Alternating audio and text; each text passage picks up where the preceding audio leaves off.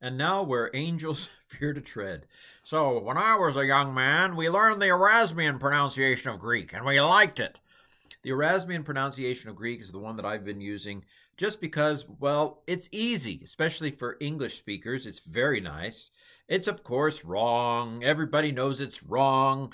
It's not the way. I mean, if we were transported to ancient Greek and we tried to pronounce Erasmian Greek to them, they would be like, I can't even say what they would what they would say, but it would be something like "You're crazy." What are you talking about? We would not understand them if we expected them to pronounce Erasmian Greek. But since I am allegedly somewhat of a Greek teacher, I have taught Greek for decades.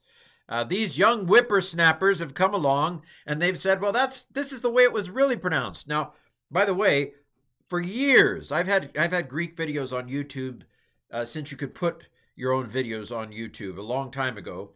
And of course, the modern Greeks are like, and cuss at me and say, that's not the way you pronounce it. Of course, half of them have no idea that ancient Greek wasn't pronounced exactly like modern Greek either. So that's on them.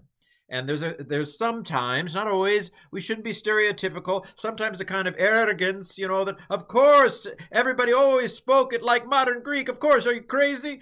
But of course, not every modern Greek is like that. But I have the feeling that a lot of modern Greeks they must not have listened. Either they didn't listen very well in school when they were studying Homer and the ancient Greeks, or they were being taught by people who kind of begged the question, or they taught that it was the same as modern Greek when it really isn't. Well, okay, so I'm going to use Erasmian Greek in my Greek teaching. I'm going to continue to do that because it's easy. And the goal for those who watch me is to be able to read the New Testament. Modern Greek is great. I have a desire to continue to perfect my modern Greek. Of course, no problem. What was it actually pronounced like at the time of Jesus? That's the question. And there have been a lot of young whippersnappers in recent years who've been doing a lot of study. Ben Cantor has this huge book that's come out with lots of data, a lot of study, and he's probably right in terms of what Judeo Greek was pronounced at the time of Christ. And this group of young folk, my friend Fred Long at Asbury was an early adopter of some of these studies. There's a guy named Luke Paneri, who has these incredibly rich and long videos on how to pronounce individual letters of the Greek alphabet. Feel free to look up them on YouTube. I'm going to do my best. I'm sure I'm going to mess it up, but I'm going to do my best to say, okay, how was Greek actually pronounced? By the way, I watched another video, and it was an Eastern European fellow, but he made a lot of sense too. Oh, what was his name? Let me tell you so that I can footnote appropriately. Stan Kondrat, who basically argues that there were probably lots of dialectical pronunciations of Greek at the time of Christ. And that makes an awful lot of sense. Although, as I mentioned, Ben Cantor has studied inscriptions and miscopyings and the evidence of Judea, what the Greek in Judea was most likely, given the evidence we have. All of that is to say, drum roll please, and now an attempt to tell you how Greek was likely in general pronounced at the time. Well, we'll start with alpha. Thankfully, there's no big deal here. It's still ah, and it's a short vowel, so ah. I think it can actually be short or long, and the difference between short or long is how long you hold the sound. So ah or ah, one's held a little longer than the other. So not the way we think of it, but that'll work. Now here's a difference. So I learned beta, beta test stuff. This is a beta test of pronunciation, but it was likely v at the time, more of a v sound at the time of the New Testament, vita. I'm sorry, veta. Let's say veta. We're going to talk about the pronunciation of the eta soon enough. So a fricative, like a lawnmower or a anyway, veta. So vivlio, if you're talking about book. Hama. This is more. This doesn't quite touch. We say gamma radiation. I'm the Hulk. Okay. Hama. Probably not. Probably not quite touching the roof of the mouth. Hama. So anyway, haho, aho. I'm not doing. I'm sure I'm massacring it, but less of a g and more of a ch. Not quite as sealed on that. And never j. That's the same. Instead of delta is ready when you are. No. Delta. It was probably more of a Vivasco at the time of Christ. Epsilon. Still thankfully. Oh, something the same. Okay. Zeta. Now, here's another difference. Now, the differences are crazy. So, I was always taught baptizo. Do a DZ sound in the middle. Baptizo. If it was at the beginning of a word, you would just do zoe, like a Z. But in the middle of a word, I was taught with Erasmus, when I studied in the 1500s, that you would do a baptizo. However, I'm told that at the time of Christ, that's not the way it was. It was more of a Z. Just everything is Z. Everything is like Z, even a doubled Z. Z, a held out Z. So baptizo. Okay. So zeta. And then eta. Now, there seems to be a lot of flux on how to pronounce this. Now, of course, in modern Greek, it's E. I saw a mouse. E. But probably at the time of Christ, it's not quite there yet. There's a process known as eticism that took place in this period, but probably not quite. By the year 600, eticism is done. But you might have had some variations, and Luke Paneri, I think, argues that you have variations likely around the Mediterranean at this time. My sense is that the most conservative is so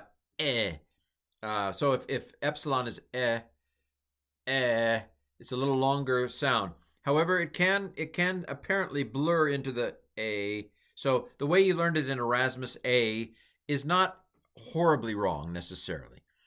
Somewhere in between and a is probably where it was on the majority. This is, of course, what are you talking about, Ken? I'm sorry. I'm just covering my bases here. When these young scholars have gone into such detail, I feel like I think I need a nap. My brain is tired. They're just phenomenal, these young scholars, in the detail they've gone into. So they're telling me that this should be th, which is the way we learned it, right? Theta. So we'll go with th. That's easy. Thank you. Finally, something that's nice and unchanged. And then e. Let's go with e for iota. Fine. That's another one that's pretty much the same as Erasmian. Kappa is k, like Erasmian. Yay. Lambda is l, like, oh, great. Thank you. Mu. The m is the same, though. The upsilon is u. But anyway, that's hard for us, But mu, but is the sound. And then nu is the name, but same sound. So same sound. X, ks, same as xi, x, same as in Erasmian. Omicron. O. It's a short O. It's a little O. So O. And then omega would be O. Again, the difference is not so much the quality of sound, but the duration of sound. O and O. Omicron and omega. So anyway, yeah, it's not awe. A lot of times in teaching, you hear awe because it helps students tell the difference between an omega and an omicron, but it's really O and O. Uh, I know you're tired of this. Shut it off. Shut off the video. My brain's about to explode. P is still P. P. Ro should be a little bit trilled. Ro. Ro. Ro. Again, that sounds great, doesn't it? Rema. The word. Okay. Sigma. Still sigma. I think they hold the S sound less than what I just did. Sigma. But anyway, these are distinctions of sound that are difficult for English speakers, which is why the Erasmian pronunciation is maybe the way to begin, and then maybe slide into the more authentic as you go along. Now, I've heard this pronounced tav, but I'm not sure I like that. I heard one fellow say tav, but I've heard more often that this diphthong is pronounced tau. Ow, ow, ow. So I'm going to go with tau on this one. But it's pronounced t. Either way, however the name of the letter is pronounced, it's t. Upsilon. Upsilon. We've got epsilon and upsilon. But this is u, more like the German or French u. Yeah. Upsilon. Phi is still f. Chi is a still chi. Chora. So same as Erasmian. Psi is still psi, and O is still omega. Omega. O, a longer held O. And that's the alphabet. So I'm not going to modify my song and take the pajamas out of my song, see the other video. But there you have it. Let's talk. I want to talk about the diphthongs, however. I guess this is a genuine diphthong, even in Koine Greek. I, I. So that's pretty much the same. This one is not, however. It has emphatically been pointed out by Luc Ranieri and Ben Cantor and pretty much everybody that this was pronounced E, even at the time of Christ. So we Erasmians, we lost this one. This is E. And the evidence seems pretty overwhelming from what I can tell. For example, the way that Romans transliterated this and so forth. So this is apparently E. So it's Louis instead of Louis. O-ace A. It's not O-ace A. It's O-ace E. But I'm not changing my song, okay? I've been around for 30 years. I'm not going to change my song. But originally it was pronounced more E. Louis. Not Louis, the guy that lives down the street. But Louis, as in he, she, or it looses. Oi, again, oi is fine, but oi, a true diphthong. By the way, this is called what is it called? A digraph. That is, it's written with two letters, but it's pronounced as one sound. E.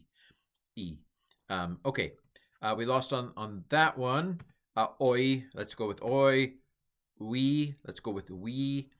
Ow, let's go with ow. So a lot of the same. Now this one, modern Greeks, of course, tend to pronounce this as almost F. Epharisto instead of Eucharisto. Eucharisto sounds so boring, doesn't it? Eucharisto, I give thanks in Erasmian pronunciation. Epharisto. Epharistopoli. Thank you very much. That sounds much better. I hear mixed among these young guys as to whether to pronounce it evangelion or evangelion. I think evangelion is probably that's the one I'm going to go with, is more likely at the time of Christ. But anyway, and then a true diphthong, and of course. These improper diphthongs are pronounced as if there's not an iota hanging on for dear life. I'm still here. Anyway, so o, same as the iota not being there. Well, I've done my best. I think it's over. Oh, breathing marks. The rough like the C. There is a difference. Modern Greek doesn't make any difference. It doesn't have breathing marks for all intents and purposes. It may not be a ho. It may not be that strong of a ho. It may be more of a ho, and you can hardly tell that it's there. That's very difficult for me to do at this point, but it is pronounced, and they would have been able to tell the difference. And then this would be e without the with a smooth breathing mark, and eh. Okay, anything left? Okay, I'm not going to do any more. This has been my attempt to tell you the latest studies on how New Testament Greek was likely pronounced at the time of Christ. We now resume our regular Erasmian schedule.